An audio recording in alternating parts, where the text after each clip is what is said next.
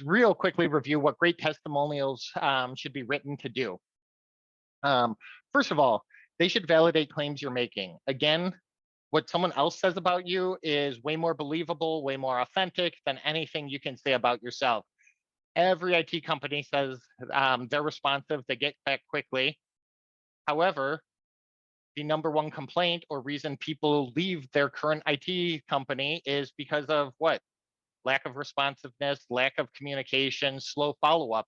So even though we all say we're responsive, we follow up quickly, that's still the number one reason people are unhappy with their IT company. So do you think they instantly believe you just because on your page and your marketing materials, you say you're responsive? No, but those testimonials, if you have testimonial after testimonial after testimonial saying how responsive, how great you are to work with, how you always get back to them, how you're proactive, how you always communicate, how you're doing QBRs and bringing things up before they ever need to, um, that's way more believable than what you say. Another one is to overcome objections. You got to help them cross those hurdles that they have in their mind. Sometimes your potential clients will voice those objections. Other times they won't. With that, David Javahari, last year's Better Your Best winner, yeah, the 2022 Better Your Best winner, he had a whole campaign around people who wanted to switch, voice some interest in switching IT companies, but didn't because they thought, hey, it's going to be hard, it's going to be tedious, time consuming, all of that.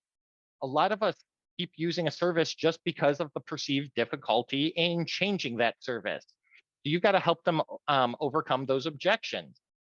So one of the ways we do that in our book is that we've got a whole table of contents in there. And if you look down it, it says, will Robin's program work for you? So we don't call this testimonials. It's all about what are others saying. If you read the second sentence at the top, it says whether they are a one-man band, a multi-million-dollar company, or international business across the pond, they all have a story to tell that starts with struggle and ends with great success.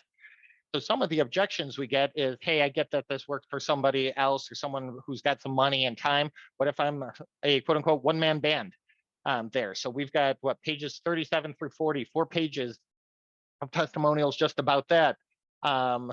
It's funny because then the other side of it is, hey, I know this works for smaller companies. What if I'm 5 million, 10 million, 15 million plus?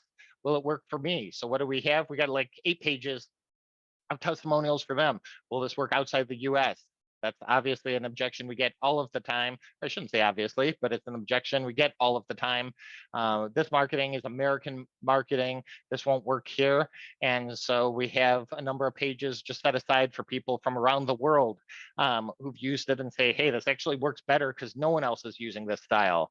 And then you can go into services, you can go into niches, whatever it is you want. Does it work for non-MSPs selling other IT services? So we've got several pages of testimonials from them. Guys, this is a 56-page book of testimonials, and they're each talking about who they are. We lump them together so that they can find themselves. This is also a great sales tool when one of our consultants are on with someone and they bring up that objection. Now, if someone brings up an objection live and you just try and say, oh, yeah, we've got a lot of companies, they love us, and they work from around the world, that's fine, but it's not nearly as believable as if they bring it up and I say, hey, MC, you know that book I sent you ahead of time in that big shock and awe box? Why don't you go ahead and turn to page 49 on that, and let's run through that and see some other people from England or New Zealand or Australia or South America, wherever, whatever country they're in, or just countries from around the world, and see what they have to say. You don't have to believe me, but check out what these 15 other MSPs are saying about us and that marketing. So again, the worst time to handle an objection, getting into sales a little bit here though, is when it comes up. If you can preempt it and overcome the objection before they ever bring it up, that's way more powerful.